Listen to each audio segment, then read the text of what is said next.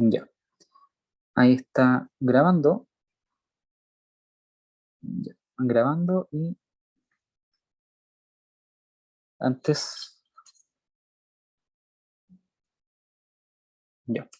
Ese es mi número de teléfono porque tengo que hacer los grupos WhatsApp que todavía no puedo, así que por favor háblenme, díganme, hola, soy de la tutoría y así los agrego a un grupo y empezamos a difundir el grupo para que esto sea más fácil coordinar. Así que una vez dicho eso, partamos. Lo importante que tienes que recordar para la prueba es que la prueba va a evaluar solamente gravitación. Y en gravitación entran tres cosas puntuales, así como desglosando. La ley de gravitación,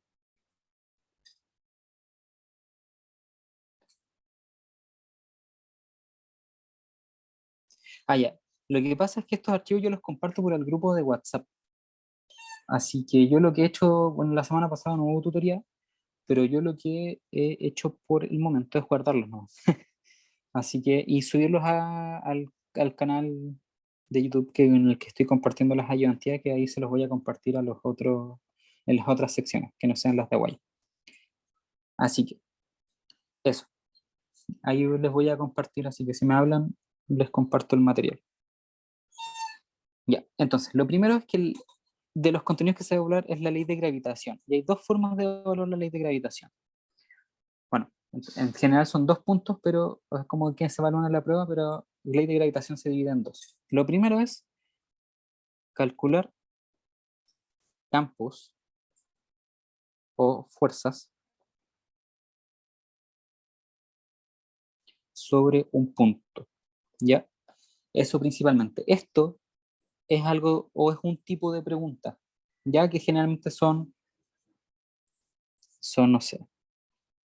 Ahí igual voy a poner un ejemplo genérico, pero digamos esto es X, esto es Y, tengo una masita aquí, tengo una masita acá, una masita acá, una masita acá, una masita acá, y voy a decir que todas estas cositas tienen masa, masa, masa, masa, y esta es una masa grande. Entonces, la pregunta es, ¿cuál, por ejemplo, es el campo gravitacional generado por estas masas sobre la posición de la masa 1, digamos? O preguntarse cuál es el campo gravitacional acá, o cuál es la fuerza que siente esta masita generada por todas estas otras masitas que están acá. Ese es un tipo de pregunta y tiene que ver con campos y fuerzas sobre un punto, ¿ya?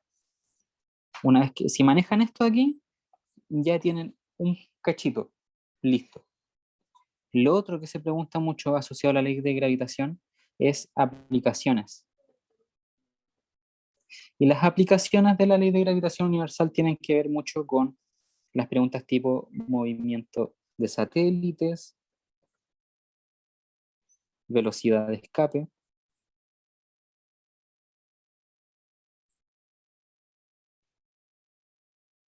etc. Generalmente, esto se resume a manejar bien la ley de gravitación, que es Gm1 m2 partido en r cuadrado.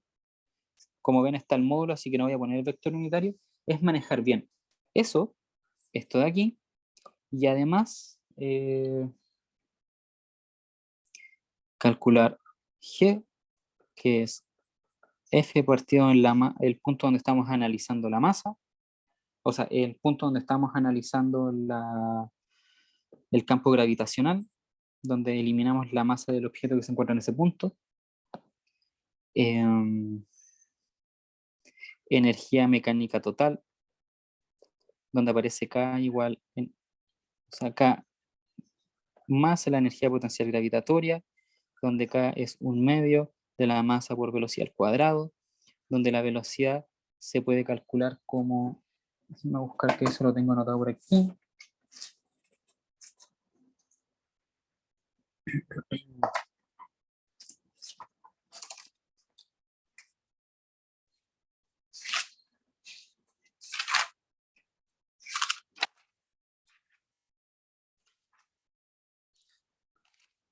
No, se me perdió la hojita.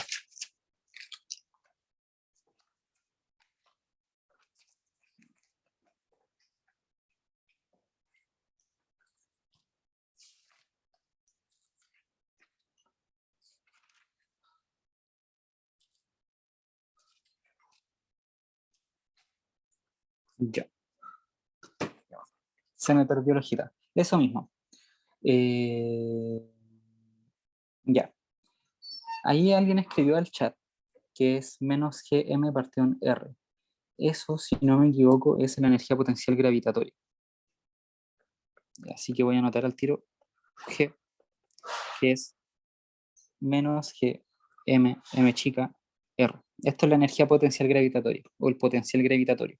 ¿Ya? Si están dando multivariable ahora, van a ver que hay una relación entre campos vectoriales, que es una fuerza, y campos escalares, que es como en este caso el potencial. Y hay una relación entre eso. Y ahí van a ver que aparece directamente cómo se relacionan estas dos cantidades vectoriales. ¿Ya? También hay una forma de denotar la velocidad, que es importante. Velocidad. La voy a hacer para el caso de un círculo y luego lo voy a extender para una elipse. ¿Ya? Entonces, cómo saber cuál es la velocidad en un campo, o sea, de un objeto que está orbitando? Que es en la parte típica donde se usa la energía cinética. Entonces, yo voy a suponer que tengo acá un planeta, y acá no sé, una nave espacial que está orbitando, voy a poner ahí un ojo, que está orbitando el planeta. Entonces, voy a decir que está siguiendo una trayectoria circular, ¿ya? Entonces está siguiendo una trayectoria circular alrededor del planeta. Voy a detallar trayectoria circular. Y voy a decir que como es una trayectoria circular, el objeto va a sentir una fuerza de gravedad. Y va a ser G, M1, M2, partido en R cuadrado, R tongo. Entonces, cuando yo estoy en un movimiento circular, yo tengo que recordar lo siguiente. Tengo mi sistema de referencia, tengo el círculo y tengo el puntito donde estoy y una velocidad. Entonces, cuando yo estoy en un sistema circular, generalmente se usa coordenadas polares. Y las coordenadas polares es unas coordenadas que son R tongo y teta tongo. ¿Ya? El R tongo en las coordenadas polares siempre apunta hacia afuera del círculo, hacia allá. Entonces, como es natural, si yo estoy en un movimiento donde algo orbita a otro, en este caso el planeta, siguiendo una trayectoria circular, y la fuerza nos dice, en este caso, nosotros sabemos que la fuerza o sea, la fuerza que va a experimentar el satélite en este caso va a apuntar hacia el planeta, entonces apunta hacia adentro. Entonces yo sé que va a apuntar y va a tener una magnitud asociado a esta pedacito de ahí de la fórmula. Esto va a representar la dirección y yo por simpleza voy a decir que como es coordenadas polares, esto de rectángulo va a apuntar hacia allá. Ya porque hay una demostración y eso se ve tanto en integral como en física 1. ¿Ya? Entonces voy a decir que las coordenadas polares apuntan hacia allá y esto va a ser un movimiento circular típico. Entonces en este caso la fuerza como apunta hacia acá adentro, el sentido va a ser menos porque apunta hacia adentro. Y eso también lo pueden ver como una convención, etc. Entonces, para yo poder encontrar la velocidad, voy a decir lo siguiente. Como es un movimiento circular, yo puedo decir que la suma de todas las fuerzas en el movimiento circular es igual a la masa por la aceleración centrípeta. ¿Ya? Digamos también que la aceleración centrípeta es menos, voy a poner la masita, velocidad tangencial al cuadrado partido en el radio de giro. ¿Ya? Y esto es la aceleración centrípeta. Y el menos es porque la aceleración centrípeta en un movimiento circular también apunta hacia abajo. ¿Sí? Entonces ahí ya tenemos un puntito. Y la gracia es que si yo supongo que esta es la única fuerza que está actuando en el sistema, puedo decir, bueno, entonces la suma de todas las fuerzas va a ser netamente menos G, M1, M2 partido en R cuadrado y en la dirección R tongo. Recordamos que la aceleración también va en la dirección R tongo. Entonces, si se fijan, anulo este de aquí, con este de aquí, este de aquí, con este de aquí, y esto me queda directamente en G, M1, M2, distancia al cuadrado, M1. ¿Qué es esta M? La masa del objeto que estoy estudiando, en este caso la del satélite. Entonces yo voy a decir que la masa del satélite es M1 y la masa del planeta es M2. Ya siempre hay que tener una noción bien de cuál es la masa que estoy usando. Eso es súper importante. Entonces, esta cosita de acá va a ser m1, vt al cuadrado, partido en la distancia.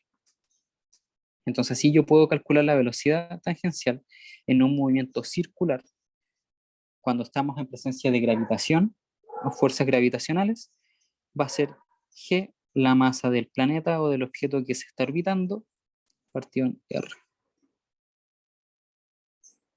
¿Sí? Si m1 es la masa del satélite. ¿Cómo sale ahí?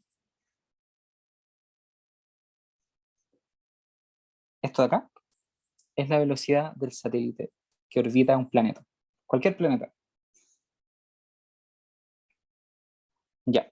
Entonces esto es genérico y esto es válido solo para trayectorias circulares. Entonces se puede hacer un análisis similar usando coordenadas polares para una elipse.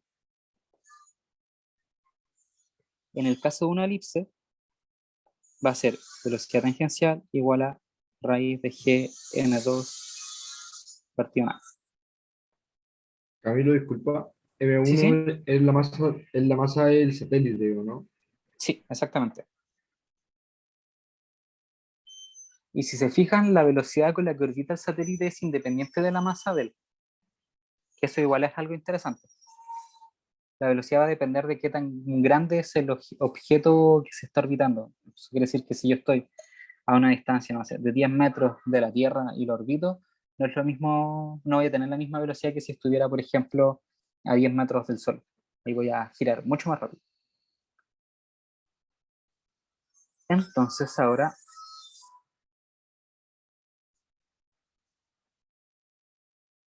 voy a revisar una cosita.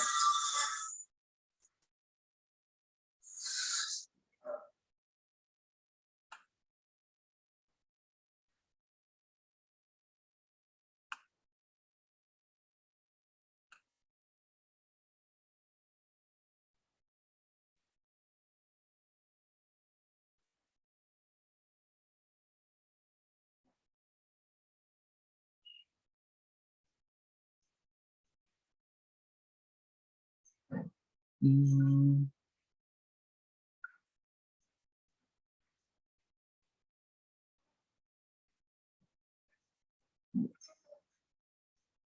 estoy casi.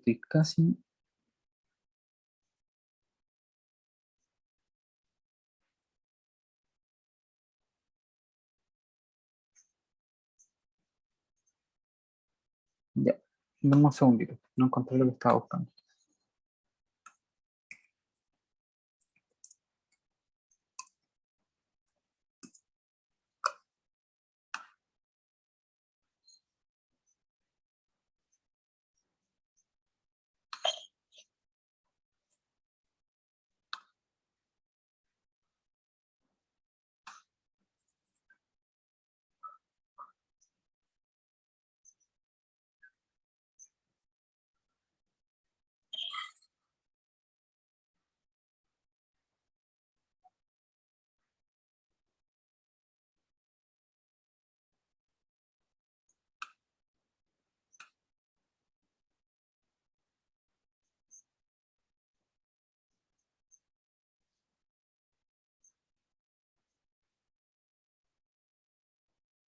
Ya, ya. Bueno, lo que decía era que al final se puede hacer un análisis similar en caso de órbitas elípticas, ya donde la magnitud general de la velocidad va a ser esta, pero en una elipse también hay que agregar una magnitud que va a decir cuál es la dependencia de la posición en la que estoy. Si esta velocidad aquí es solo cuando es un círculo. En el caso de que sea una elipse, en el caso de una elipse yo no les recomiendo trabajar directamente con la velocidad, ya porque es difícil, porque si yo estoy acá, por ejemplo, digamos que este es el Sol, yo estoy orbitando la elipse, va a depender mucho del punto en el que me encuentro, ya porque si yo estoy aquí, que es algo que voy a repasar más adelante, no es la misma velocidad que voy a tener acá, por ejemplo. Entonces hay una relación que es la que les quería mostrar acá, que es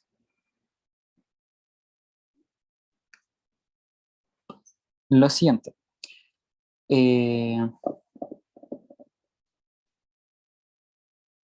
Ya. Cuando yo tengo una elipse, yo tengo dos puntos clave, dos puntos importantes.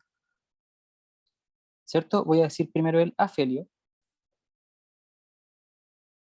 que es la distancia más larga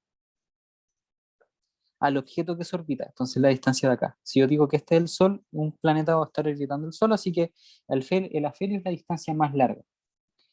Y el perihelio es la distancia más corta. ¿Ya? Entonces voy a poner aquí dist más corta. Y es porque yo nunca, cuando yo estoy en una elipse, yo nunca voy a estar más cerca del Sol que esta distancia que está aquí, y más lejos del Sol que esta distancia que está aquí.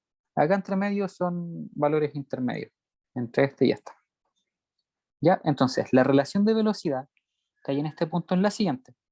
Si yo estoy en el perihelio, va a ser esto de aquí, vt, igual a la velocidad gm partido en a, 1 menos e partido en 1 más e, así. ¿Ya? Y si yo estoy en el afelio, es al revés.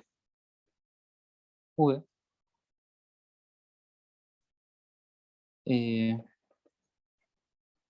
gm partido en a, 1 más e partido en 1 menos e. Ya. Si se fijan, necesito estas dos velocidades. Estas dos. Si yo quiero, por ejemplo, calcular tiempos y cosas así. Pero la gracia es que a mí me basta conocer una sola de las velocidades para poder estimar cualquier otra cosa. Ya, por lo siguiente. La tercera ley, que la voy a repasar bien más adelante, es el periodo al cuadrado igual a 4pi cuadrado partido en g masa Sol o masa objeto que se orbita por A3. A3 es el semieje mayor. ¿Ya? No, es sí, el semieje mayor. Y es que si yo trazo una línea simétrica que corta la elipse en dos, semieje mayor es el que está acá. Si yo trazo una línea horizontal simétrica, el semieje menor es acá, que es B. Entonces así yo puedo caracterizar una elipse. Dame un segundo, justo hay una pregunta. Ya, eso justo estoy explicando qué es la A.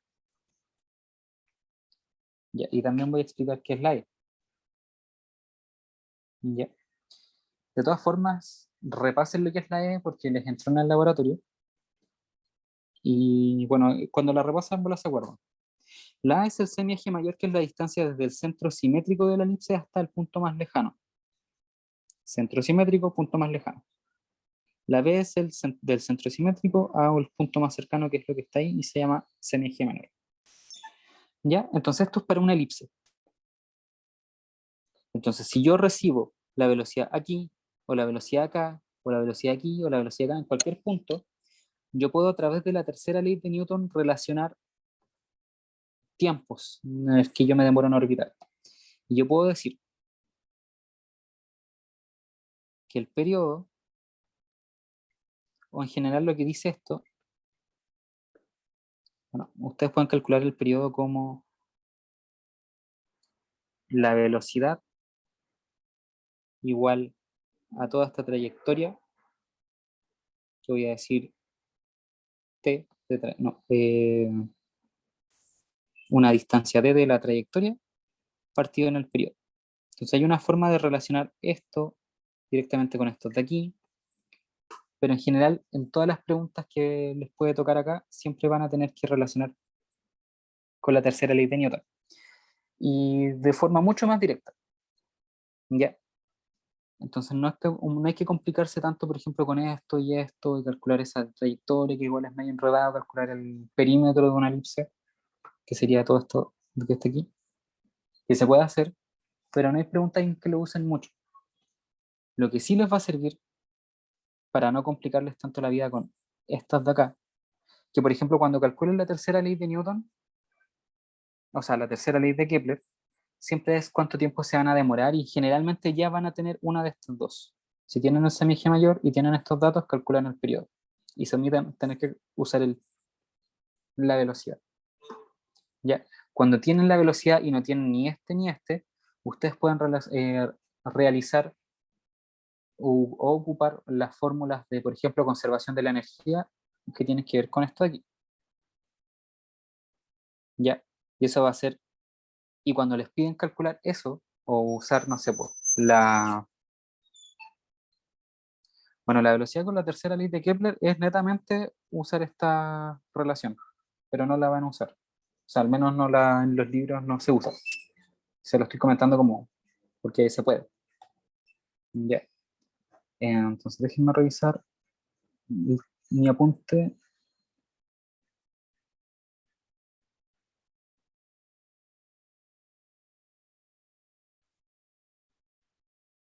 Mm, mm, mm.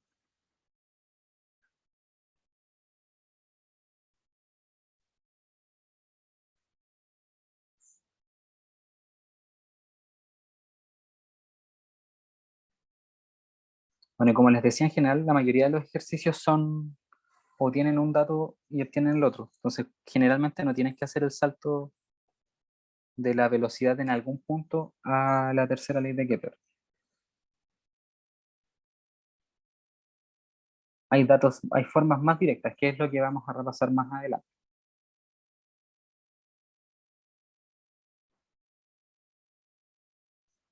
No, de hecho en los libros ni siquiera aparece el tema de la trayectoria. Entonces, déjenme.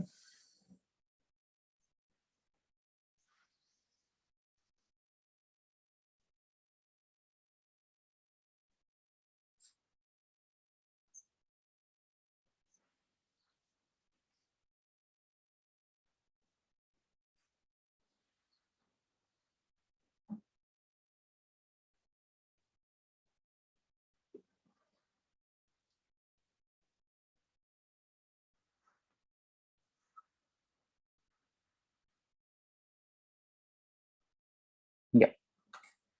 No, no, no se compliquen la vida. De todo lo que estaba revisando,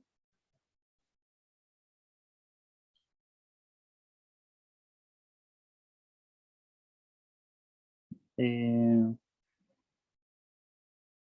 y ahí me mandaron un mensaje y me dicen que la velocidad en la elipse se puede calcular como la raíz. Déjenme saltar por aquí.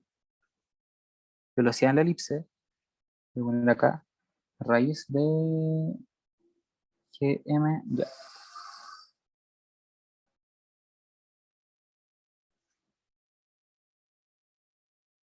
1 partido en r menos 1 partido en 2 veces a.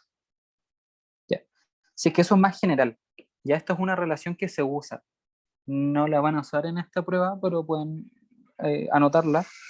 Y es que esta r es la distancia en cualquier punto. Si yo estoy aquí, si yo estoy acá, esto se define como r de distancia al punto del Sol. Ya, así que sí, está bien, pero no se usa tanto. Ya. Y generalmente cuando tengan velocidades en alguno de estos dos puntos, la relación más fácil es que si les piden, por ejemplo, este punto, no sé, les dicen, tenemos la velocidad en este punto. ¿Cuál es? Sí, ahí sí, 2 gm. Lo eliminé de arriba. Ah, no. Ya, esta relaciona, ya, esto es general. Ya es usando la distancia al objeto, cualquier punto. Entonces, por ejemplo, si yo estoy acá, ya digamos yo estoy eh,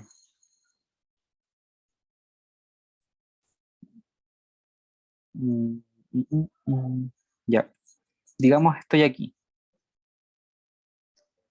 y conozco el semieje mayor y conozco la distancia completa, que sería conocerle la distancia de la Feli, o la distancia más larga.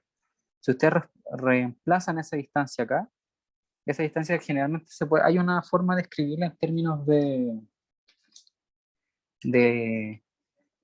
varios datos de la elipse. Y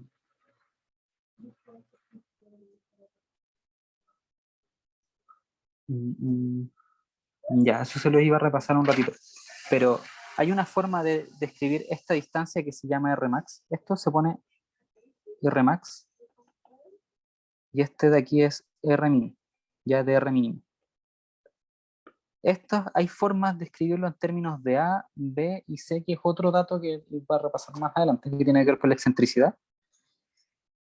Y si ustedes reemplazan esa distancia aquí, por ejemplo la del afelio o esta Rmax, ahí les va a dar esta velocidad acá. Que ahí tienen que hacer una conversión de lo que es C, pero todo eso se puede.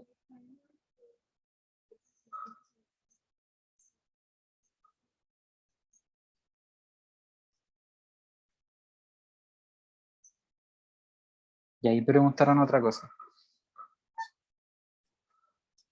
Sí, sí.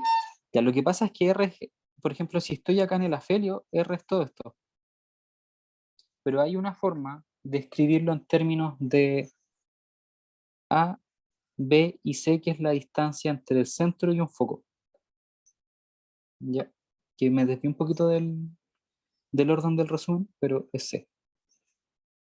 Ya, entonces este Rmax y el Rmin se pueden escribir en términos de estos tres valores. Mejor dicho, se pueden escribir en términos de la excentricidad. La excentricidad es una proporción. ¿Ya? Teniendo eso en mente, si ustedes usan esto, es que es genérico, es para cualquier distancia. Si ustedes el Rmax lo escriben en términos de BCI A, van a llegar, y si no sé, pues, tienen el Rmax, van a llegar a esta, reordenando las cosas. Lo mismo que si están en el Rmin.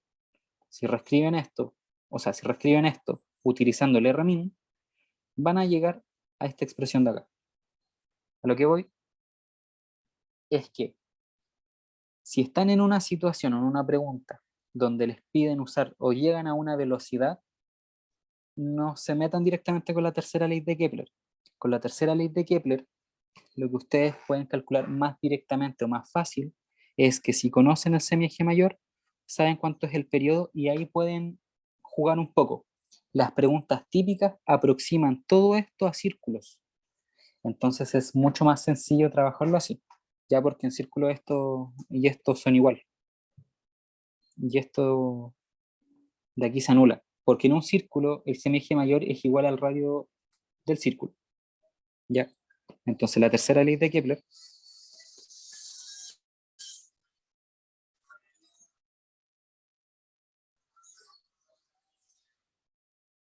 escribí lo mismo que arriba, en un círculo. ¿Ya?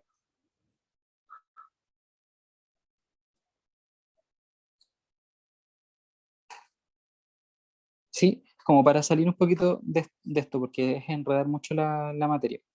¿Ya? Las preguntas típicas generalmente de alguna forma inducen a llegar a una T o inducen llegar a una A, pero son mucho más simples que meterse con estas cosas que son medias enredadas. Sí, eso es matar un poquito.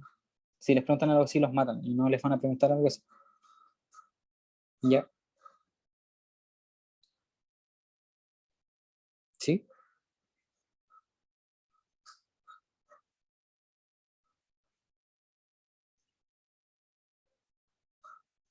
Ya, por ahí dieron afirmativos. Ya. Eh, entonces, de hecho esa pregunta 1.17 es hacer esto. Por eso les decía que no se metieran mucho con esa pregunta. Pero esto es clave. Si les ponen trayectorias circulares, les van a pedir calcular esta velocidad en algún punto, en algún momento.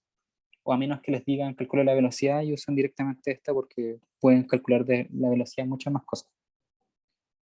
Pero ese sería el procedimiento. Si se fijan, es usar la segunda ley de Newton aplicada a círculos. ¿Ya? Y esas son cosas como las que pueden preguntar con aplicaciones de la ley de gravitación. Ah, y otra cosa, también les pueden preguntar la velocidad de escape. ¿Tienen alguna duda con la velocidad de escape?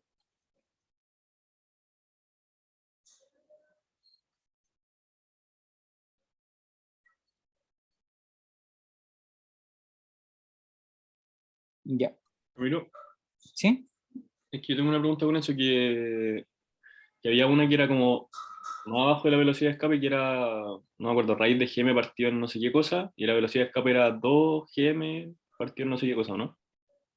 Em, ya, sí, puede ser que esa GM es la velocidad orbital. Y porque cuando ya alcanza la velocidad de escape como que se va nomás. Pero ¿qué pasa si es que está como entre medio del gm partido en no sé qué cosa y la velocidad de escape? Ya. Ahí sigue orbitando, ¿no?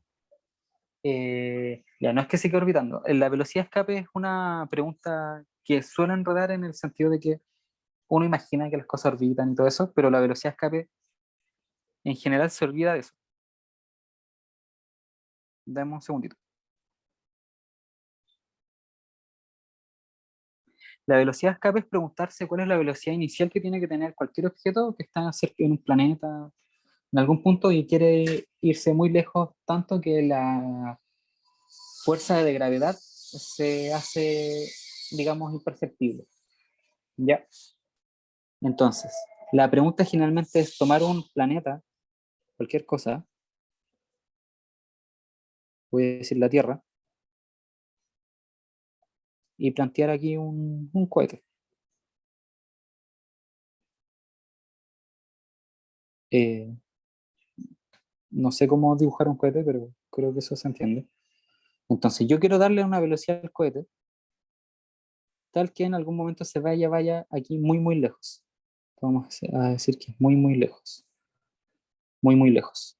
Un R tan grande que tiende a infinito. ¿Ya? Y es una línea recta. Entonces me olvido de que está orbitando. Hay preguntas que son orientadas a cuánta velocidad tengo que darle a este objeto para que pase de una órbita a otra. Pero generalmente eso tiene que ver con el trabajo. Y ahí se hacen como unos arreglines, se puede suponer. Las preguntas generalmente lo orientan a que pasen de una órbita a otra siguiendo una elipse. O sea, no, siguiendo trayectorias circulares. ¿Cuánto trabajo le tengo que entregar para que esto orbite ahora a en esta órbita circular? Entonces quedan como en círculos. ¿Ya? Pero eso es como casos muy, como escapando de la idea de velocidad de escape. Cuando les hablan de velocidad de escape es netamente como cuánta velocidad necesito para partir y, y cuánta velocidad necesito para, o sea, cuánta es la velocidad que necesito para partir e irme muy lejos. Y eso se usa o se calcula siguiendo esta idea. Tengo dos estados. ¿Ya? Recuerden que la idea de estudiar energía es para pasar o estudiar estados sin necesidad de ver qué pasa entre medio. ¿Ya? Entonces yo tengo dos estados. El E1 es cuando estoy en el planeta y el E2 es cuando estoy terrible lejos. ¿Ya? Entonces, ¿cómo va a ser mi energía 1?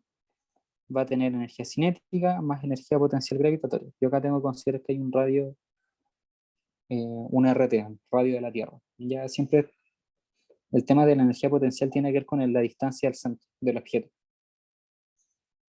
¿Ya? Ya.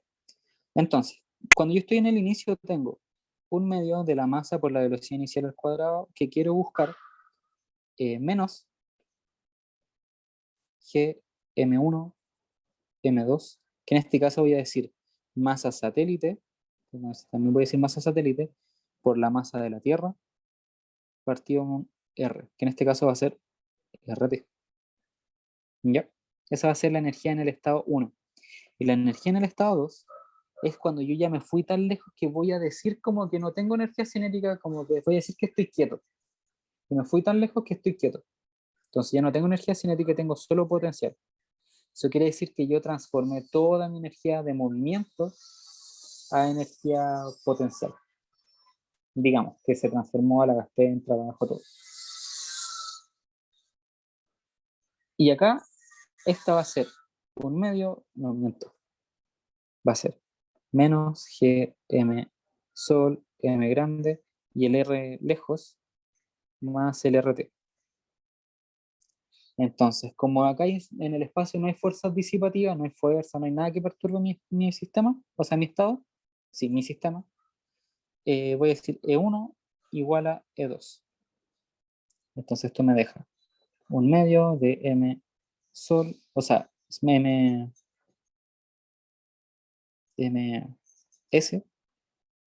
velocidad, ¿qué pasa? Velocidad inicial al cuadrado menos GMS M grande partido en RT. Y esto va a ser igual a menos GMS M partido en R muy grande más RT. Entonces, mi velocidad inicial va a ser igual 2 veces partido en ms factor de menos GMSM R más RT más GMSM RT. Y esto va a ser entonces raíz de 2 veces G, el ms se multiplica, 2 veces masa de la Tierra, factor de 1 partido en RT menos 1 partido en R más RT. Velocidad. Y esa va a ser la velocidad de escape. Si se ven, es un poco rara. Se igualan porque la energía en el estado inicial tiene que ser igual a la energía en el estado final. ¿Ya? Porque recuerden que la energía no se destruye, solo se transforma, y tampoco se crea, solo se transforma. Entonces la energía que tengo en un inicio tiene que ser igual a la energía que tengo al final. Disculpa, ¿Sí? dice 2 más 2, o sea, R más 2T o es R más 2RT.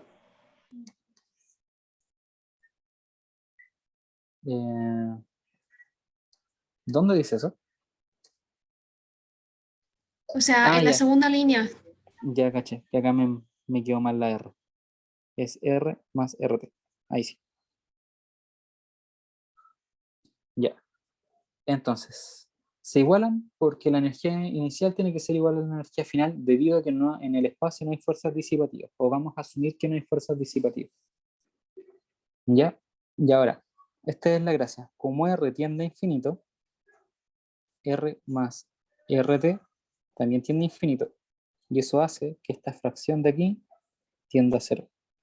Entonces eso genera que la velocidad inicial tiene que ser netamente 2gm partido en RT. Y así se calcula. Cuando les pregunten velocidad de escape y sea solamente eso, ese es el procedimiento. ¿Ya? Calcular energía final inicial e igualar. Y tienen que justificar precisamente esta idea de acá, de que vamos a estar tan lejos que la velocidad, o sea, la energía potencial se anula. O sea, no se anula, sino que tiende a cero, se hace despreciable. Entonces ustedes pueden despejar aquí con la raíz y después decir que debido a esto, este pedacito de acá se hace cero, o llegar acá y decir que como RT tiende a infinito, esto que está aquí es cero. ¿Ya? Son de esas dos opciones. La que a ustedes les guste es la más fácil. ¿Ya? Ahora, y ustedes se preguntarán, ¿pero cómo? Si yo tengo una energía inicial, ¿por qué se hace negativo? Tiene que ver precisamente con la energía potencial gravitatoria, porque la energía potencial gravitatoria tiene un menos. ¿Ya? No, no significa que haya energía negativa, sino que hay más energía del planeta, digamos, de cierta forma, que del objeto que lo orbita. Pero el objeto que lo orbita siempre esa perturbación, entonces como, porque no se considera porque estamos como tan lejos que la velocidad final debiese tender a cero, porque vamos a decir que con la velocidad inicial nos vamos a ir tan lejos que voy a agotar mi energía de movimiento. Voy a llegar a un punto donde ya voy a estar quieto, pero voy a estar tan lejos que la energía potencial gravitatoria se hace nula. Como que eso quiere decir, como que no la consideremos al final. Miro. ¿Sí? Y es que en la 9 del laboratorio también había como, no sé, pues, como comparar energía, pero ¿Ya? me pregunto igual si es que la energía, no sé, pues, para ver que una es mayor que la otra, hay que usar como el valor absoluto de la energía o se cuenta el signo negativo también. Que por ejemplo, si Yo, tengo una energía que es -5 y la otra que es -2, si cuento el negativo, va a ser al revés si lo cuento como valor absoluto. Entonces no sé si el menos es como simbólico o también hay que usarlo como para comparar cuál tiene más energía que el otro. No, sí, yo lo compararía con la energía porque el signo menos es importante. El signo menos, o sea, el signo de la energía determina tu tipo de órbita también. O sea, Entonces, tendría que compararlo con el negativo. O sea, claro. ¿Cuál era la pregunta del laboratorio? ¿Cómo el número? la 9, que era calcular la energía por unidad de masa de la estrella S62 y comparar la respuesta con la de Júpiter. Que no sé, para mí en Ya. una me dio menos 2, o sea, menos 2,2 por 10 elevado a 10 y la otra me dio menos 8,8 por 10 elevado a 9.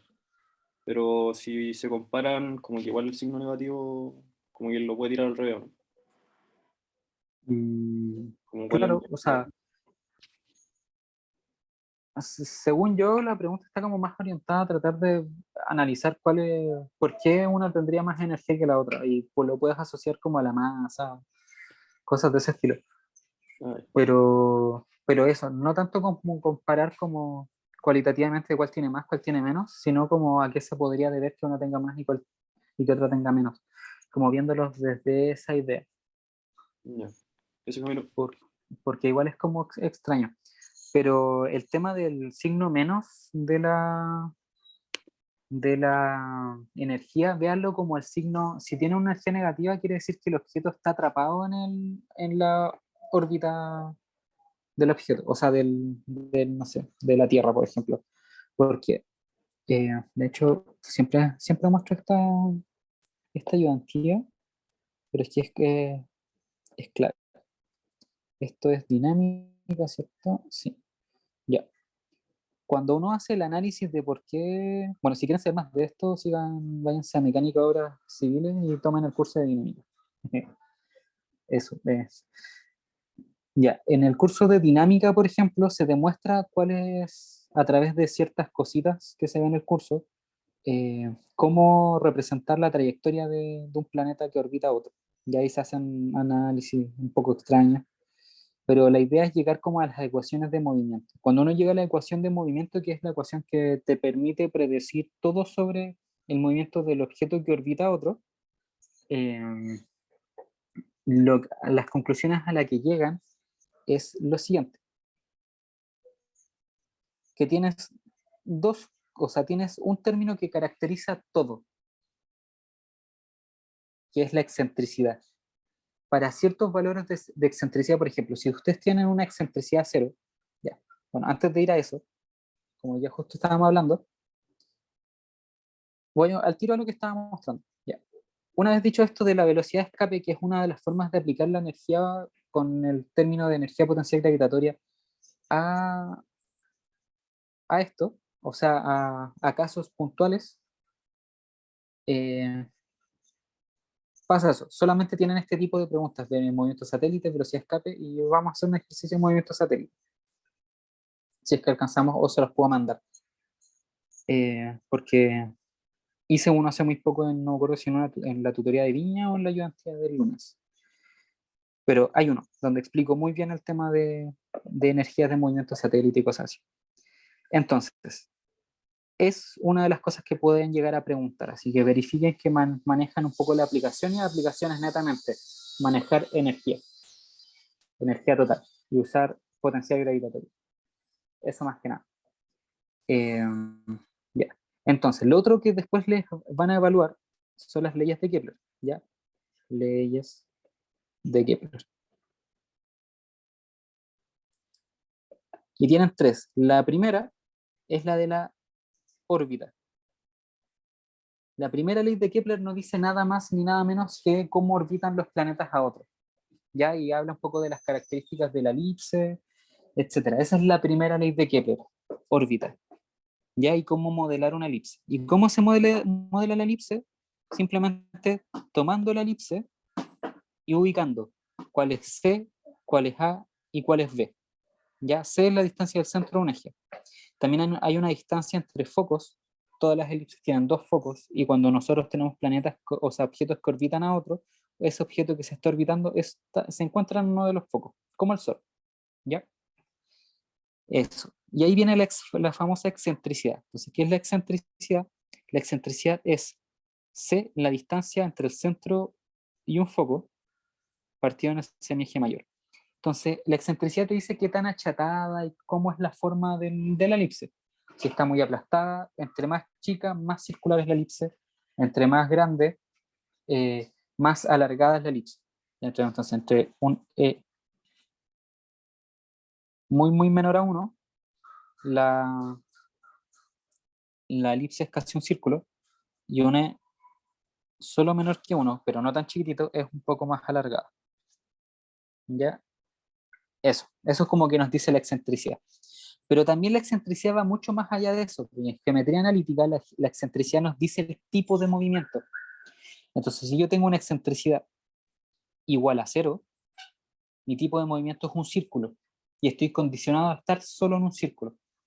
Si mi tipo de excentricidad está entre 0 y 1, estoy irremediablemente siguiendo una trayectoria elíptica. Si mi excentricidad es igual a 1, la excentricidad igual a 1 está asociada a los movimientos parabólicos o a las parábolas. Y si es mayor que 1, a la hipérbola. Pero ahora todo esto tiene un efecto. Y es lo que yo les decía.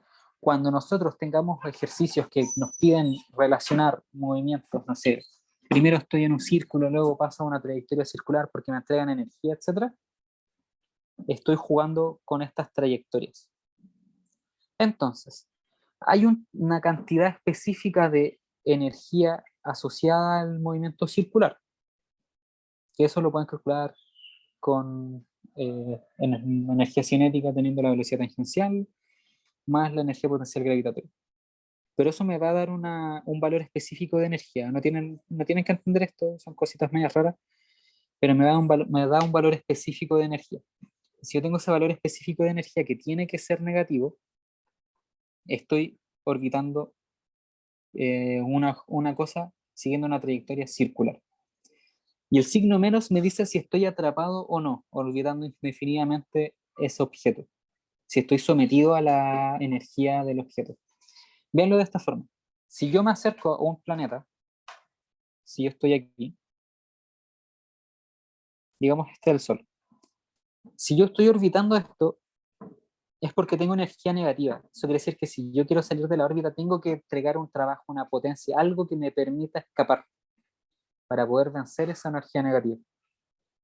¿Ya? Eh, eso representa el signo menos en un movimiento orbital. Entonces, si tengo este signo menos y esta cantidad de energía, estoy siguiendo un círculo, excentricidad igual 0. Si estoy entre este valor y 0, menor que 0, pero 0, no voy a escapar nunca, pero sí voy a tener un momento donde voy a estar un poquito más lejos, un poquito más lejos, un poquito más cerca. Voy a estar siguiendo esa trayectoria elíptica. Me voy a ir, pero no voy a alcanzar a irme, voy a seguir girando, voy a seguir girando, indefinidamente. Estoy atrapado. Si tengo energía igual 0, quiere decir que tengo excentricidad igual 1. Si tengo energía igual 0, estoy en un movimiento parabólico. Y un movimiento parabólico alrededor de esto quiere decir que, no sé, digamos que estoy orbitando indefinidamente como una elipse. En algún momento, no sé, estoy en una nave que se había quedado sin benzina. Entonces orbito indefinidamente. Y en algún momento alguien encontró una botella de benzina y dijo, oh, carguemos el motor de la nave. Entonces yo justo estoy acá y le dan más energía. Hacemos un trabajo que nos entrega más energía de tal forma que mi energía total, considerando la energía potencial gravitatoria que me entrega el Sol, da 0. Eso quiere decir que voy a acercarme, o sea, digamos que acá cargué energía, voy a acercarme, y después cuando ya me empiece a alejar, no voy a volver nunca. Y voy a poder escapar e irme muy lejos. Y eso pasa solamente cuando la energía mecánica total es igual a 0. Entonces véanlo como la energía cinética es igual a la energía potencial gravitatoria cuando estoy aquí. O sea, de la energía potencial gravitatoria que me entrega el Sol.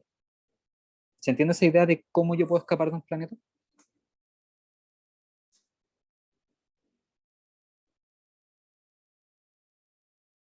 ¿Sí?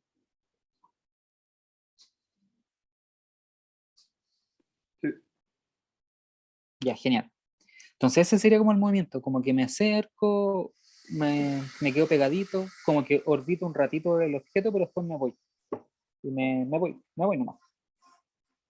Y en el caso de que yo tengo energía positiva, quiere decir que mi energía de movimiento, mi energía cinética es mucho más grande que la energía potencial gravitatoria que me condiciona el objeto, el Sol, por ejemplo.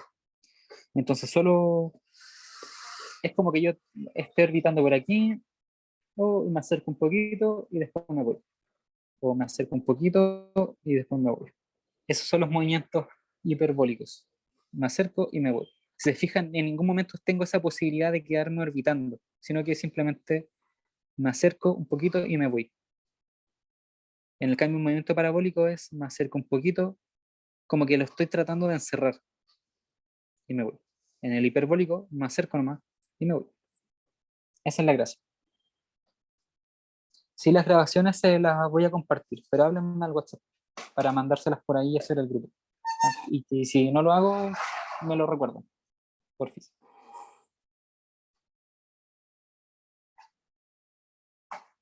Sí, la velocidad de escape desde una altura h sería 2 gm partido en la raíz más la altura. No, yo hago el grupo, ustedes me hablan nomás.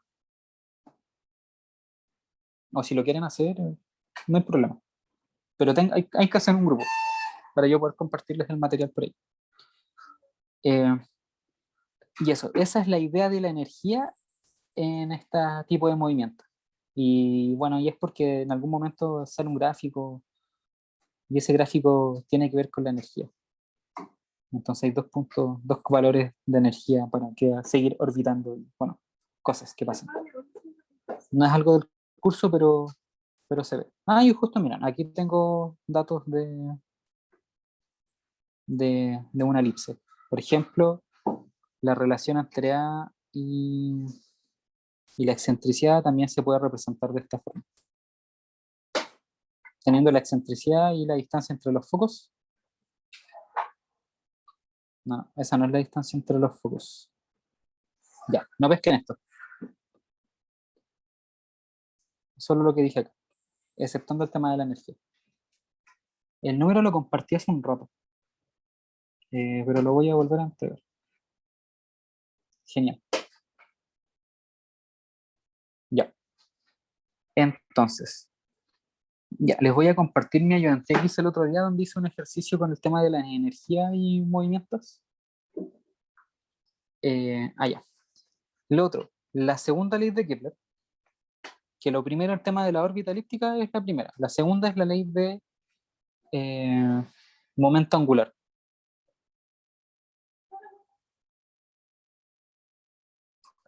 ¿Y por qué momento angular? Porque esta ley sale de entender que si yo estoy orbitando un objeto, se conserva ese momento angular porque no hay fuerza en el exterior ni nada. Entonces, si yo estoy orbitando, el momento angular se conserva y el momento angular es la distancia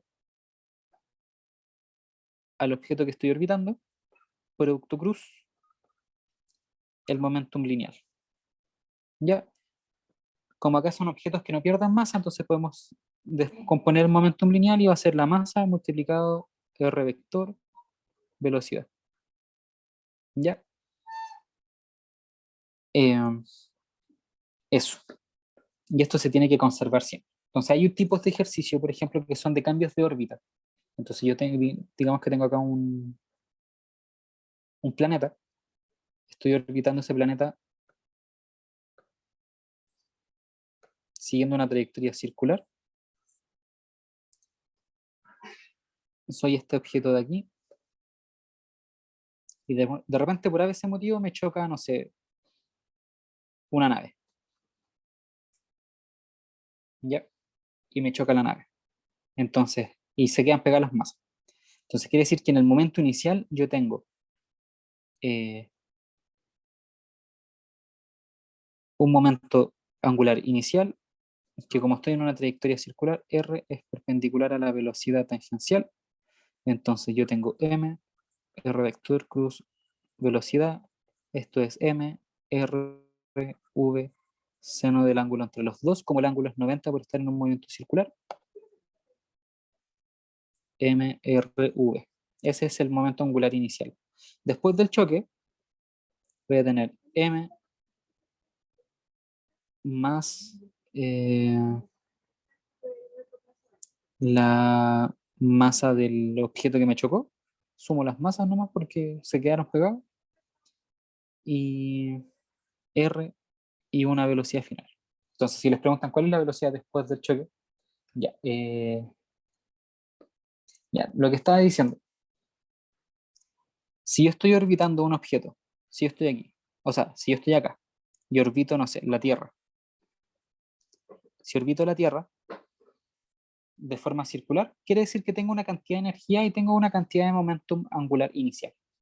¿Ya? Recuerden que cuando los objetos se mueven y tienen velocidad, tienen energía y tienen momentum. Y puede ser lineal o angular. Conviene más decir que es angular. Si de repente viene otro objeto y me choca justo en el momento de impacto, o sea, justo en el momento en el que yo estoy aquí, tangencial, y el momento de impacto, si se queda pegado a mí ese objeto, va a cambiar mi momentum. Bueno, en general los choques involucran un cambio de momentum, pero el momentum se tiene que conservar. No puede ser un cambio brusco donde desaparezca el momentum de un lado para otro. Entonces el choque va a hacer cambiar mi momentum y eso va a hacer también cambiar mi velocidad. Entonces va a hacer cambiar mi velocidad y eso quiere decir que cambió mi masa porque se me quedó pegado a un objeto con masa. Mi distancia va a seguir siendo la misma porque no tengo cómo cambiar eso y mi velocidad también va a ser distinta, va a variar. Pero por conservación del momento angular, LI tiene que ser igual a LF. Y ese es el principio fundamental de la segunda ley de Kepler, que se conserva el momento angular. Entonces, si están con el profesor Aguayo, generalmente él dice, oh, este ejercicio lo puedo resolver por momento angular. Quiere decir que vamos a usar la segunda ley de Kepler, que quiere decir que el momento angular se conserva, y que el momento angular se conserva tiene una componente o una idea geométrica, que es la que usa Kepler. En el tiempo de Kepler, las derivadas y esas cosas no eran algo importante, no era algo que se usaba como ahora en el cálculo, que el cálculo se usa para todo, sino que en ese tiempo se usaba solo geometría. Todavía no he dicho si se mantiene en la misma órbita. A eso voy a ver. Pero vean lo que pasa. Esa es la segunda ley de Kepler, que el momento angular siempre, siempre, siempre se tiene que conservar. Entonces, cuando yo estoy en una órbita circular, el momento angular siempre va a ser el mismo, hasta acá, hasta acá, hasta acá, hasta acá, y mi velocidad y mi R también siempre van a ser la misma, entonces, como que no hay mucha gracia. En una órbita elíptica, si se fijan, R va a ir variando. Entonces, déjenme dibujar bien la elipse. Elipse, focos, afelio, perihelio. Afelio, perihelio. Acá yo voy a tener el R max y una velocidad. Y aquí voy a tener el R min y otra velocidad. A este le voy a poner velocidad P y a este le voy a poner velocidad VF. Acá. Momento angular final tiene que ser igual a la masa más la masa del objeto que me chocó por el radio por velocidad final. Eso es. Acá lo que está diciendo es, traten de hacer este análisis de que se conserva el momento angular cuando estoy acá y cuando estoy acá. Y van a ver lo entretenido. Lo que nos dice, o como deben haberse aprendido la segunda ley de Kepler, es que yo voy a recorrer áreas iguales en tiempos iguales. La conservación del momento angular tiene una implicancia en el tiempo. Si yo estoy aquí y avanzo y mido 10 segundos, voy a haber barrido, o mi radio vector, que va a ser este vector de acá, va a haber cubierto cierta cantidad de espacio. ¿Ya? Y debido a la conservación del momento angular, mi velocidad va a variar en medida que yo me mueva. Porque fíjense, si yo estoy acá en el afelio, mi momento angular tiene que ser mi masa por R max por VA. Entonces eso va a generar que si yo me muevo, me voy a mover de cierta forma, mi velocidad va a variar de cierta forma porque voy acortando, voy haciendo que este sea más chiquitito hasta llegar al Rmin. Cuando yo estoy en el Rmin, L tiene que ser igual a la masa, porque eso no puede cambiar, Rmin VP. Por conservación del momento angular, yo puedo decir M Rmax VA igual a M Rmin VP. M se va, Rmax partido en Rmin. Acá solo voy a hacer una comparación. VP partido en VA.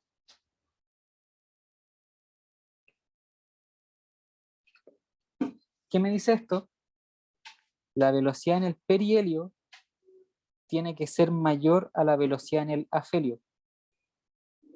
Porque es como para que se mantenga esta comparación de fracciones. Acá me va a dar una fracción considerando que este va a ser mayor que este de acá. Entonces esa fracción tiene que cumplirse para las velocidades, entonces la velocidad en el perihelio va a ser mayor a la velocidad en el afelio. Y eso me dice que la velocidad que tengo acá va a ser mucho más chica que la velocidad que tengo acá. Y eso tiene una implicancia de que si yo me muevo 30 segundos en este lado, voy a cubrir una cantidad de área. Y si yo me muevo 30 segundos acá, tengo que cubrir otra cantidad de área. Y estas cantidades de áreas tienen que ser iguales. Y esa es una implicancia de esto que esté. Esa es como es la idea en la segunda ley de Kepler. Y eso solamente manteniendo la trayectoria elíptica. Pero lo que va a pasar acá es que como yo estoy siguiendo una trayectoria circular y aumenté mi momento angular, o sea, no aumenté mi momento angular, pero hice variar mi masa, irremediablemente, después del choque va a variar mi velocidad porque el R se tiene que mantener constante. Como el R se va a mantener constante, va a variar mi velocidad. Y como ahora voy a tener una mayor velocidad aquí, o menor velocidad, va a cambiar mi trayectoria. Ya no voy a seguir un círculo. Porque como cambié mi velocidad y cambié mi masa, va a cambiar como, digamos, de cierta forma la cantidad de energía, va a haber un cambio de cosas. Y lo único que puede cambiar, porque ya cambié mi masa, es cambiar el radio. Entonces ahora ya no voy a seguir moviéndome en una trayectoria donde el radio siempre va a ser el mismo. Ahora mi radio va a cambiar debido a que voy a tener que mantener constante este valor. Y ese es como el jueguito. Entonces, si yo calculo la velocidad final, luego con la velocidad final yo puedo calcular la energía que tengo aquí, y este va a ser, digamos, puedo suponer, dependiendo de la energía, si es la distancia más corta, si es la distancia más larga, etc. Y por ejemplo, un análisis rápido que se puede hacer. Si yo tengo la energía mecánica, tengo acá una velocidad tangencial. Así como, antes de partir con el como análisis rápido, ¿tienen alguna duda? ¿Me siguieron el hilo con este tema de la conservación del momento? Yo tengo una pequeña duda. ¿Qué pasa si el ángulo que está en seno fuera distinto a 90? Eh, no, cambia un poco, o sea, la velocidad no es directamente perpendicular, no afecta mucho. Solo que tendrías que considerarlo para el cálculo del momento, pero es como que no tiene más.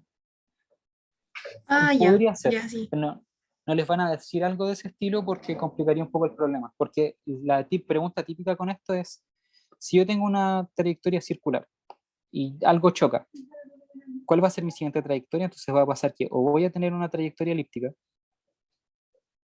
así, o eso, va a cambiar mi trayectoria. Entonces como que tiene que ser siempre este perpendicular para que simplifique un poco el cálculo de acá.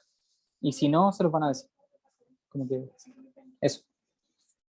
Hay ¿cómo se llama esto? En movimientos elípticos, cuando yo estoy en el afelio o en el perihelio, la velocidad es tangencial. Solo en esos puntos. Como es, y tangencial me refiero a que es perpendicular al radio, a la distancia. ¿Sí? Sí, gracias. Ya, perfecto. Entonces, para ir comentando, digamos que en el momento inicial tengo este momentum angular. y tengo este valor de energía. Y voy a calcular, voy a tener un medio de la masa del objeto por, ¿cómo se llama esto? Por la velocidad tangencial al cuadrado. Menos G, la masa de la Tierra, la masa del objeto, partido en R. Ya esa va a ser mi energía inicial. Cuando yo tengo trayectorias circulares, debido a que la velocidad en una trayectoria circular es esto que yo les mostré acá arriba, debido a que la velocidad en una trayectoria circular es esto, yo puedo decir que en un movimiento circular, mi energía mecánica total es, ¿cómo era? Menos 2gm m chica partido en R. Si no me equivoco era eso, menos 2gm. Déjenme verificar por si es que lo tengo anotado por aquí. Creo que era como menos GM, M chica partido 2R. Sí, es cierto. Ahí sí. Ya. Entonces, esto es mi energía en un movimiento circular. Y yo, como les había dicho, en un movimiento circular es la menor energía. Sí, estaba bien, está bien. Es la menor energía que puedo tener. La menor energía que puedo tener. ¿Ya? Entonces, este es, en el gráfico de energía, es el valor más pequeño posible. Entonces, fíjense. Si un objeto acá choca, perturba nuestro sistema. Entonces, ahora quiero ver cuál es la nueva trayectoria. Todavía no he dicho que estoy calculando, solo estoy haciendo como un análisis rápido. Este es mi valor de energía, ¿ya? Del sistema antes del choque. Entonces, una pregunta típica es decir, ¿cuál es la trayectoria después del choque? Entonces, ¿por qué se pregunta eso? Porque ¿qué pasa si el objeto que estoy haciendo colisionar viene, por ejemplo, de esta dirección a este lado, y empuja a mi objeto y le entrega la energía suficiente para que pase una trayectoria parabólica? Eso quiere decir que desde aquí el objeto se va y se fue. Lo que pasa, si el objeto va moviéndose en esa dirección y choca por aquí, el objeto como que va a reducir su velocidad y eso va a decir que a lo mejor tengo una trayectoria ahora un poquito más pegadita a la Tierra. Van a pasar cosas, medias extrañas, ¿ya? Y la idea es preguntarse qué es lo que va a pasar. Entonces yo sé que esto siempre se va a cumplir, independiente choque lo que quiera chocar. Y la energía también se tiene que, no necesariamente se tiene que conservar, porque el tema de la colisión, en este caso, si este objeto se queda pegado, es una colisión inelástica, y en una colisión inelástica hay pérdida de energía, entonces la energía ahí no se conserva, pero sí se conserva el momentum. Entonces ahora, si se conserva el momentum, y después de mi choque tengo este momentum angular, veamos cuál es la forma que va a tomar la velocidad después del choque, que es algo que se puede hacer. Entonces voy a tener mRv igual a m más la masa del objeto que me chocó por r por v final. Entonces la velocidad final va a ser m velocidad inicial partido en m más m. Entonces, si se fijan, la velocidad final va a ser menor que la velocidad inicial.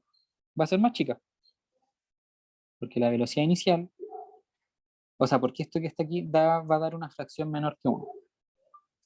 Ya, va a dar 0,8, digamos, por decir cualquier cosa. Ya, entonces aquí, para arreglar un poquito el análisis, este va a ser el m grande de, aquí, de la parte de la energía, es la masa de la Tierra. Ya para simplificar un poco y que no nos confundamos con los numeritos. Entonces, ya sé que esta es mi energía inicial. Ya sé que se conserva el momento angular debido a la segunda ley de Kepler. Ya sé que mi velocidad final debido a la conservación del momento angular es más pequeña que la velocidad inicial. Entonces ahora, ¿cuál va a ser la trayectoria que va a tener esto? Y así como a priori con la velocidad es un poco raro preguntarse cuál es la trayectoria. Sería medio extraño, sería un poco difícil. Lo que puedo hacer, eso sí, es decir, ok, calculemos mi energía después del choque. que sé que no va a ser igual a la energía inicial debido a que hubo un choque inelástico, entonces no se conservó la energía. Pero yo puedo decir un medio de la masa ahora de los dos objetos pegados por la velocidad tangencial, que va a ser mv partido en m más m grande, todo esto al cuadrado, menos g, la masa de la Tierra, y mis dos masitas chicas. Partido en r, que va a seguir siendo la distancia a la Tierra. ¿Ya? Entonces, ahora lo que yo quiero buscar es comparar. Se me cayó en internet. ¿Qué fue literal lo que dijiste? Ya. Ya. Lo que estoy diciendo es que una vez que obtuve esta velocidad final, quiero saber cuál es la nueva energía. Porque descubriendo cuál es la nueva energía, puedo intuir cuál es la nueva trayectoria. ¿Sí? Y esa es la gracia, que puedo intuir cosas. Entonces puedo decir, no, ¿sabes qué? De este momento a otro, la trayectoria es elíptica, o parabólica, o hiperbólica. No es precisamente para eso, pero es como la idea. Yo quiero encontrar la nueva energía después del choque para saber qué va a pasar, e intuir, y poder estructurar un poco mi, como la cabeza para poder decir, ah, va a pasar esto, y poder quizás hacer otro cálculo. Entonces, la gracia de esto es que una vez que estoy calculando la energía final, tengo que calcularla en términos de cómo quedó el objeto. Después del choque, el objeto quedó pegado al objeto que estaba orbitando, entonces se sumaron las masas. Entonces, calculamos, esto va a ser un medio de, este se simplifica con uno de los de aquí abajo, m chico cuadrado, v inicial cuadrado, partido en m más m, menos gmt m más m, partido en r. Y aquí lo único que tengo que hacer es ordenar esto de tal forma que pueda compararlo con eso. ¿Sí?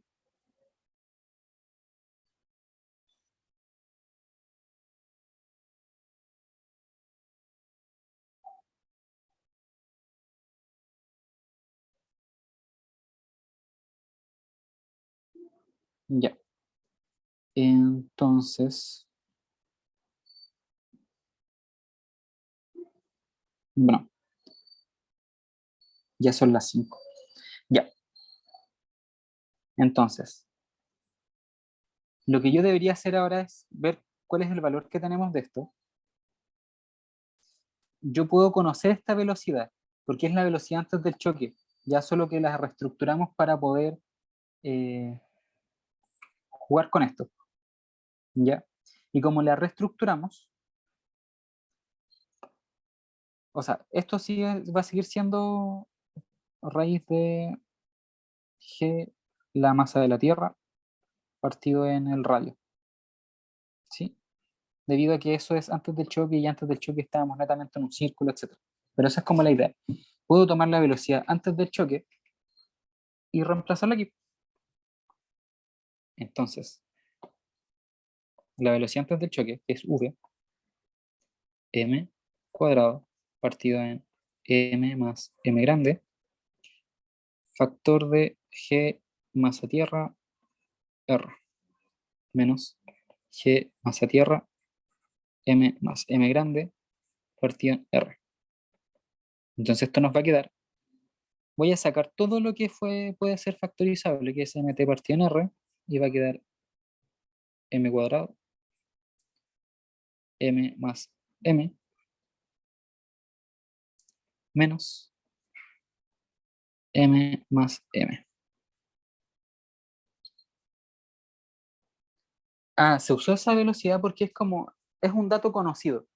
Ya yo no lo calculé al principio porque le estaba explicando otras cosas, pero si yo tengo un problema y tengo la velocidad inicial, o sea, tengo un movimiento circular, yo puedo calcular directamente esa velocidad como se los mostré en un principio, con esta forma que está aquí. con esta idea, yo puedo calcular la velocidad en cualquier movimiento circular que use gravitación. Entonces esa velocidad es esto de aquí, para cualquier movimiento circular.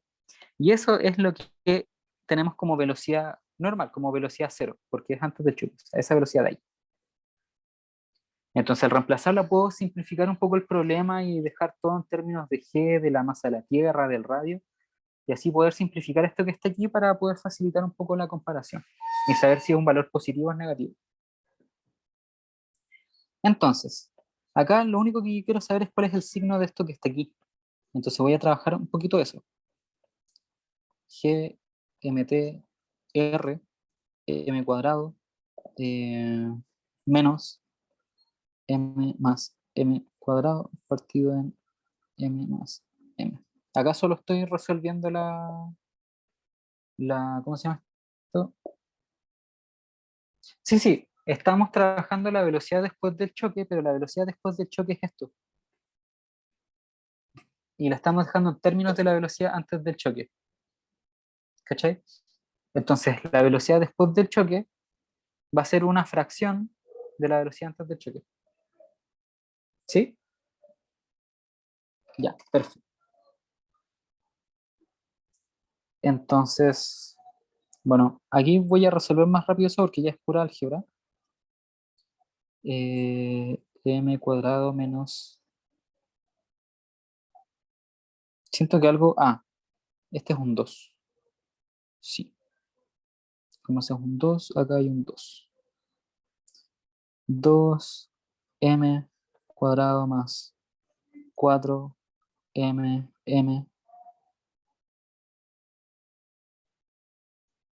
es un menos 2m grande cuadrado. Y sí, partido en m más m. Y aquí está la gracia. Fíjense que ahora tengo mt, r, factor, este se resta y va a quedar menos m cuadrado menos 4m menos 2m cuadrado. M más m. Y aquí está el chiste.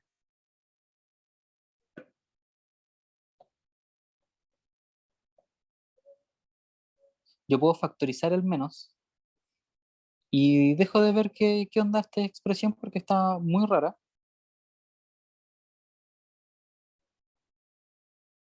Pero ya sé que la energía es negativa. Y como ya sé que la energía es negativa, voy a asumir directamente que estamos en un movimiento parabólico después del choque. O sea, elíptico después del choque. Y como es elíptico, después bastaría pensar, ¿será un movimiento circular o elíptico? Así como puramente elíptico, porque el movimiento circular es un caso particular del movimiento elíptico, ¿ya? De la elipse. El círculo es un caso particular de la elipse. Pero sabemos ya que es una elipse. Entonces sabemos que después del choque, este objeto empezó a ser una elipse. Y voilà, así es como los objetos que orbitan otros cambian de trayectorias. Generalmente lo que se hace es lo siguiente. Tengo un objeto orbitando en un círculo. Quiero aumentar ¿cómo se llama? Mi órbita. Entonces lo que voy a hacer es entregarle trabajo, una cantidad de energía lo suficiente para cambiar este valor de aquí, hacer lo que acabamos de hacer, que al final acá lo que hizo el objeto, este objeto acá fue entregar la energía al sistema. Entonces mi objeto está acá, orbitando el círculo, choca algo, le entrega energía o un propulsor le da más energía al cohete, cambia su órbita, sigue ahora una elipse, y cuando estoy acá, hago un trabajo lo suficiente para bajar mi cantidad de energía y ahora quedarme en un círculo, pero más grande. Que ahorro más cantidad de energía que, o sea, sería como un movimiento más, digamos, no, sí, así se cambian las órbitas. Hay otra forma de verlo, es como cuánta energía necesito para pasar de esta órbita a esta otra. Y ahí es como que se resume, no sé, pues tengo un círculo, luego calculo la energía final que voy a necesitar, que va a ser más energía, porque voy a tener una órbita circular más grande. y calculo cuánto es esa diferencia y eso sería el trabajo que le tengo que entregar. Pero no se aprecia toda esta idea de círculo, elipse y otra vez un círculo. Es como, yo lo encuentro bonito, no sé ustedes, pero eso es algo que se puede hacer con el momento angular.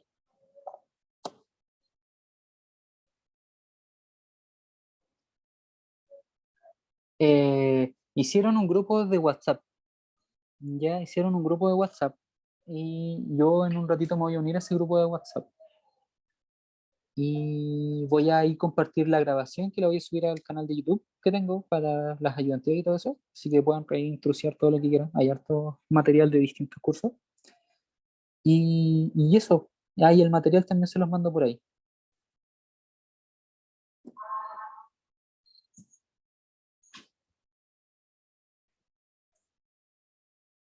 Eh, Voy a ver si, creo que acá está el link del grupo, al tiro lo copio, Control C. Ahí está el link del grupo. Y muchas gracias a la persona que se puso la capa y e hizo el grupo.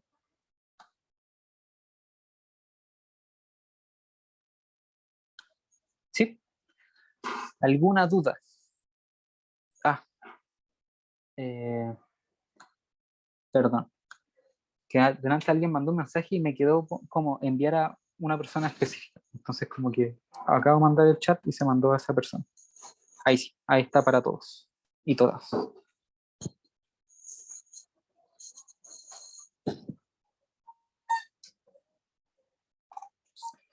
El canal de YouTube.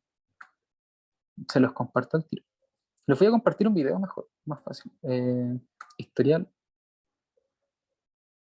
No, esto es biblioteca. Biblioteca. Acá. Denme un segundito, denme un segundito.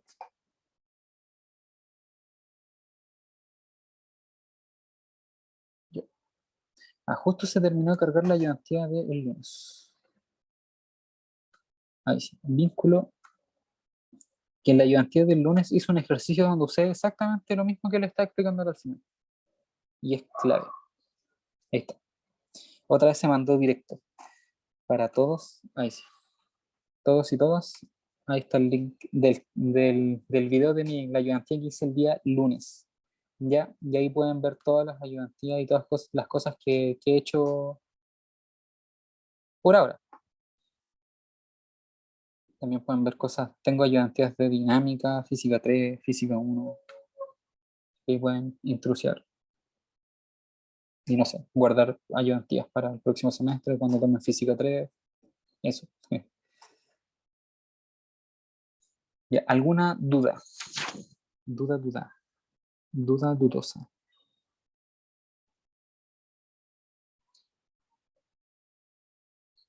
Por ahí dicen gracias y yo digo por nada.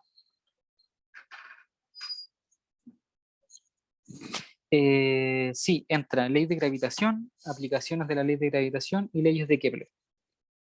Y déjenme revisar una cosita.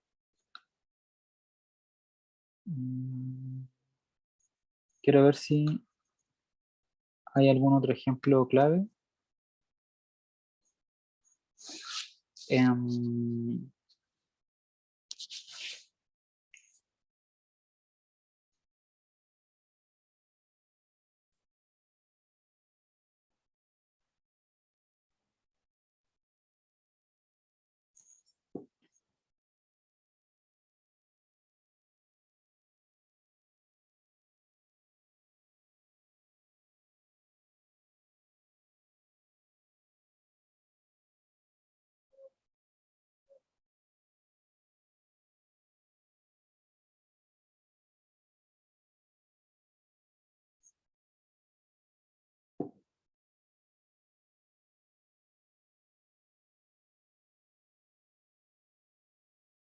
Ya.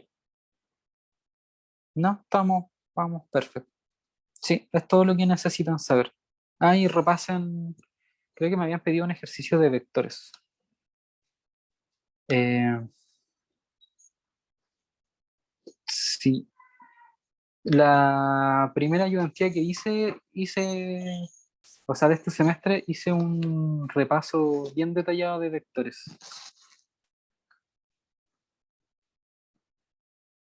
Déjenme buscarla.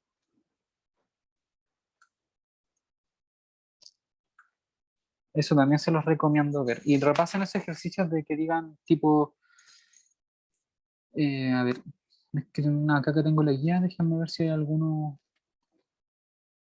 que sí o sí tienen que revisar. Ya, el problema 1.1 de la guía es algo que tienes que hacer sí o sí. Porque dice calculen la magnitud de la aceleración inicial de una esfera uniforme que se suelta desde el punto de reposo P. ¿Sí?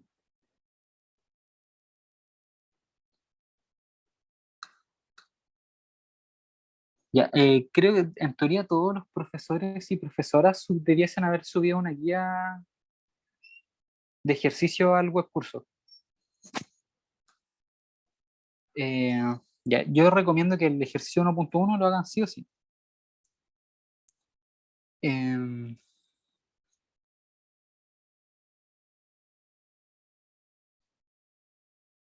déjenme ver.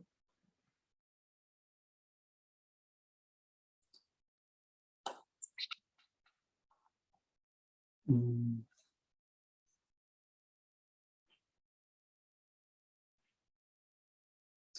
eh, claro, lo que pasa en general es lo que tenemos acá al principio.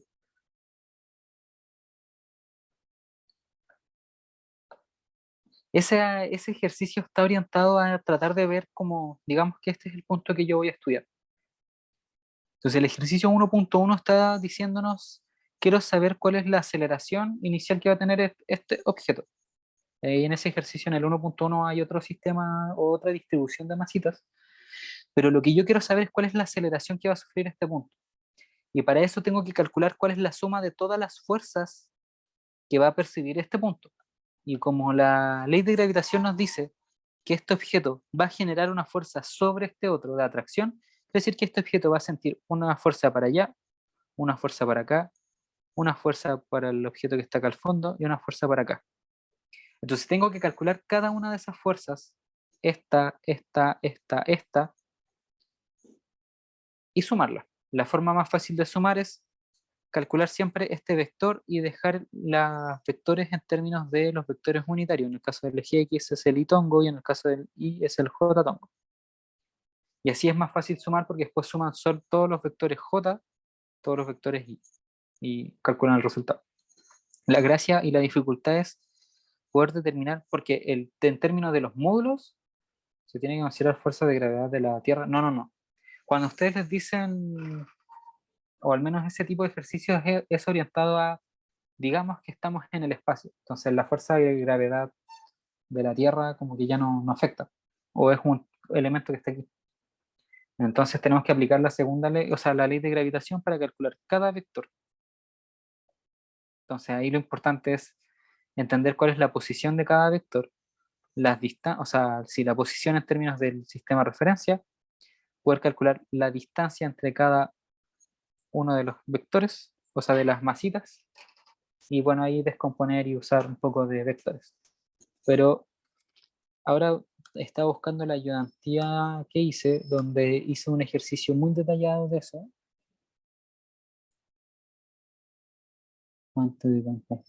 Acá está, tutoría física 1. Y acá no. Me fui muy al fondo. Ayudantía 1. Acá está.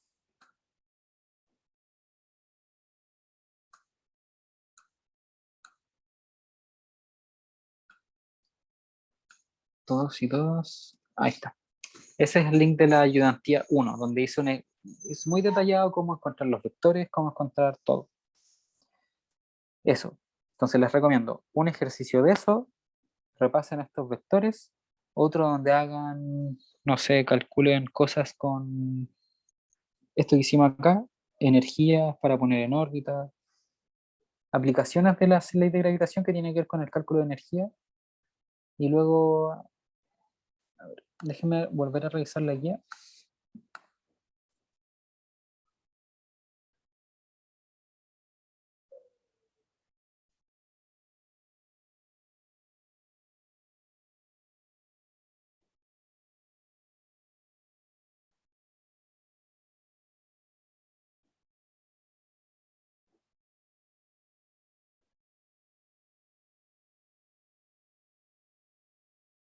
Ya, podrían revisar, creo que el 1.9, que tiene desarrollo. Mm,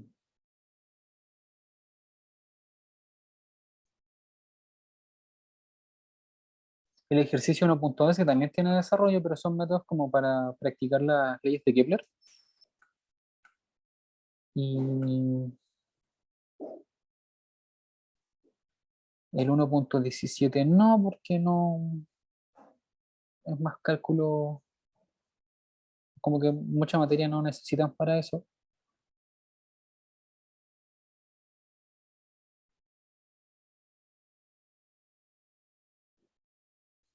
Ya, y podrían hacer el 1.16, está interesante.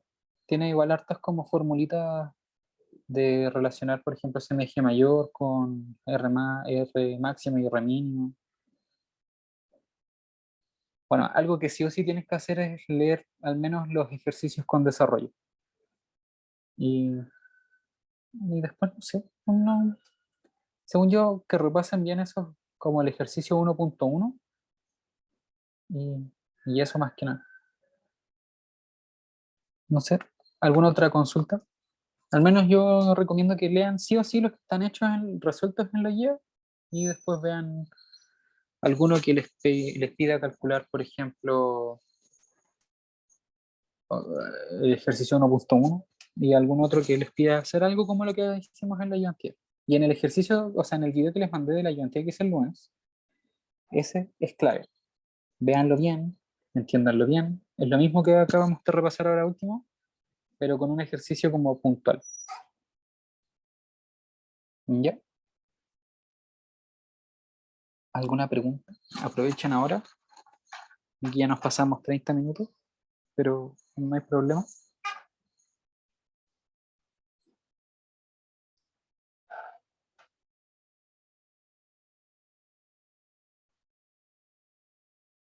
Así que eso.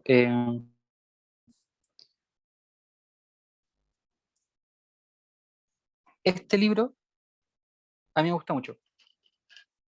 Así que se los puedo mandar ahí por el grupo de WhatsApp.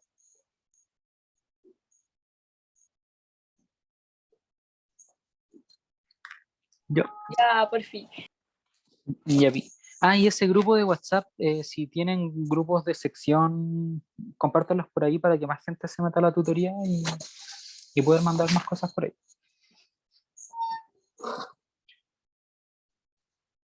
Y, y bueno, eso. Camilo, gracias, te pasaste. Ya pues que estén súper. Muchas gracias.